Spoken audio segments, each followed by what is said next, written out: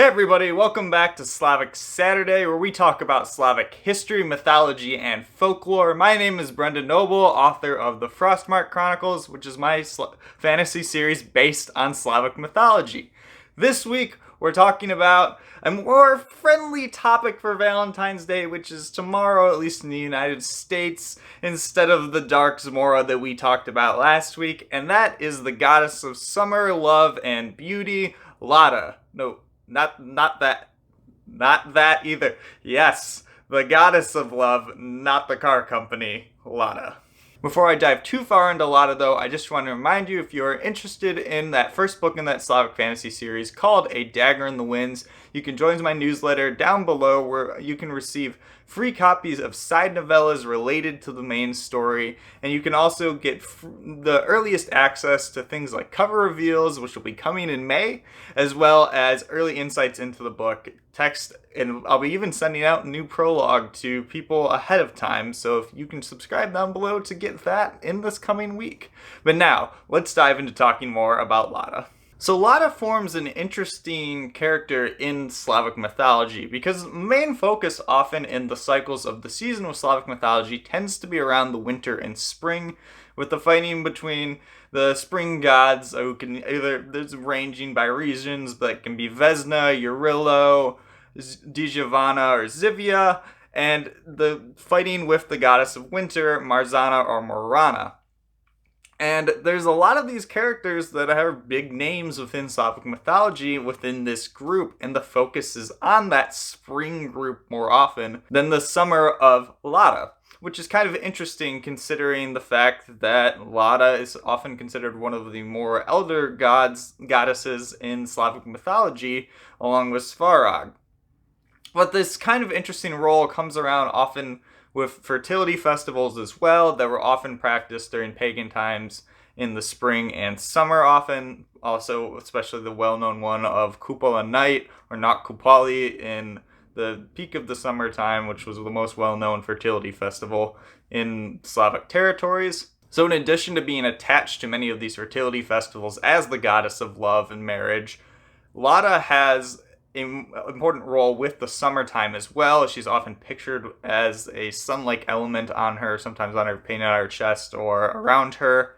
And so in this way, she's often with love in spring and summer warmth, sometimes connected to the goddess Freya in Norse mythology as well, who kind of forms a similar role within the mythos. Unlike Lada, Freya's a little bit more all of Norse mythology, and Lada is a little bit more regional, which we'll see. She shows up in many regions among both the East Slavs, West Slavs, and South Slavs, but she has different forms. And it's because she appears in these multiple ways that there is a little bit of legitimacy about multiple cults to her. Lada has a problem that can appear throughout Slavic mythology where there's not a lot of primary sources, if any, for a lot of Slavic myths. So sometimes it's believed that the certain gods don't exist, and Lada is one of the ones that's pretty debatable sometimes. She does have some evidence, though, because it comes from multiple regions, that it was potentially a goddess by this name, but some people claim as well that her name is simply a word that was sung many times in fertility folk songs, especially in the Russian regions, that this just was attached to that, and there was thought to be a goddess attached to that because of it. I'm not going to dive too much into that debate because I'm not too much of an expert on that exact historical aspect of the topic, but I'm trying to teach as much as I can about the people that seem to be on the side that she is a goddess. So Lada's connections to other gods vary heavily by region. Again, one of the main connections, though, is that she's thought to be the wife of Svarog, who is the god of creation, smithing, and often fire. He's often considered the highest god, or the eldest god in Slavic mythology. Highest in some regions, while Perun was considered the highest in most regions. And sometimes this makes her be considered the mother of Perun, who's the god of thunder.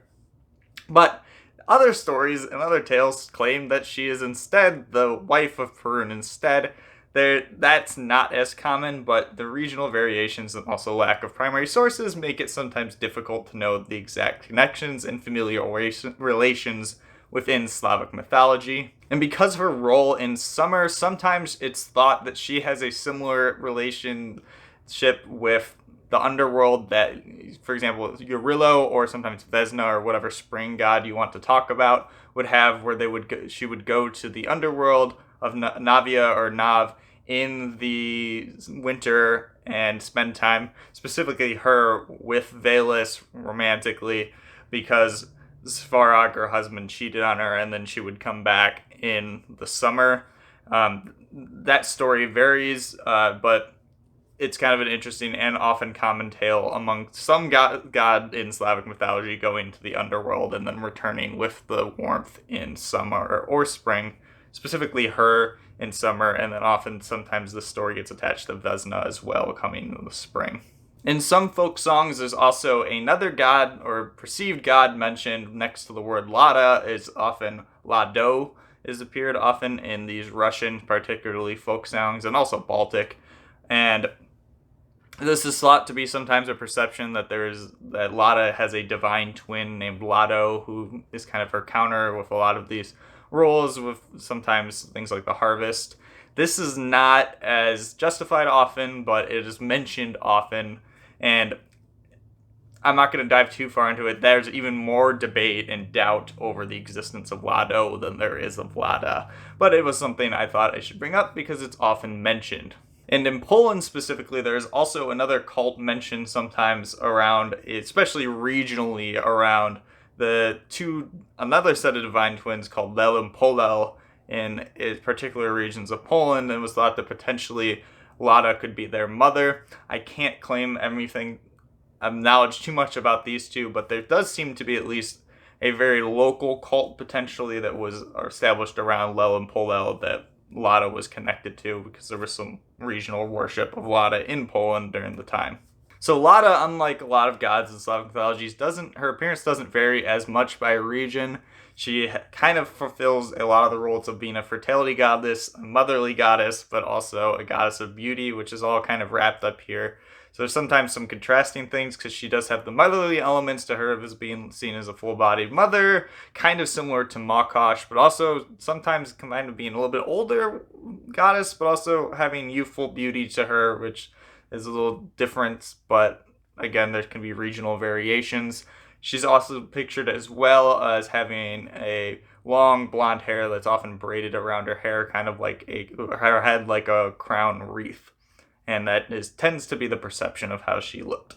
So because Lada does appear in Polish mythology specifically, which is around the core a lot of what my series, the Frostmark Chronicles, is based on, I do have her within the series as the wife of Svarog. But like Svarog, she is a little bit more distant from the main story. I have her as the parent of Perun, mother of Perun, which means Perun is also the father of many of the other younger gods, so she allows these younger gods to take on a lot of the roles. She just still fulfills the role of goddess of love, which is important in these times I'm talking about in the series, because it's often the spring and summer times where there are the fertility festivals and things, and in which the people are trying to find their love. So she has a significant role to play there. But she does a little bit more remote in some of the conflicts that occur in the story. But later in the series, when some of the gods decide that, especially the younger ones, decide they're going to keep fighting over everything, maybe she'll have to step in. And that's all I have for you on this Slavic Saturday series. I hope you enjoy your Valentine's Day if you celebrate. And if you don't, well, I'll see you next week anyway, where we talk about more Slavic myths, legends, and folklore. Remember to like and subscribe down below, and then I will see you all next week. See ya!